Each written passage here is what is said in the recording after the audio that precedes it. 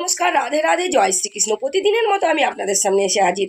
আজকের আমি আবারও একটা গুরুত্বপূর্ণ গাছ নিয়ে আমি আপনাদের সামনে এসে হাজির। আজকে আমি এই গাছের উপকারিতা নিয়ে আমি আপনাদের মাঝে শেয়ার করব। আমার হাতে যে গাছটি রয়েছে, দেখুন, এই গাছটি ভালো করে লক্ষ্য করলে দেখবেন এই গাছটির নাম হলো হাতিসুরের গাছ।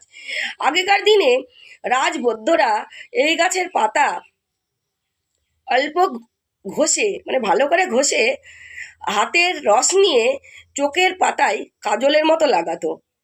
যদি কারোর চোখ উঠে বা চোখ পিস্তায়, এই গাছের রস অত্যন্ত ক্ষমতাশীল, তার চোখ ওঠা এবং চোখ পিস্তানো ভালো হয়ে যাবে। তবে হ্যাঁ, এর মাত্রা খুবই অল্প পরিমাণে দিতে হবে, চোখের ড্রপ হিসাবে নয়। সামান্য এর পাতা হাতে ঘষে নিয়ে সেই রসটা হালকা করে কাজলের মতো চোখের পাতায় লাগিয়ে দিন। এটা 7 দিন লাগালেই আপনার চোখ ওঠা বা চোখে পেস্টি ঝরা ভালো হয়ে যাবে।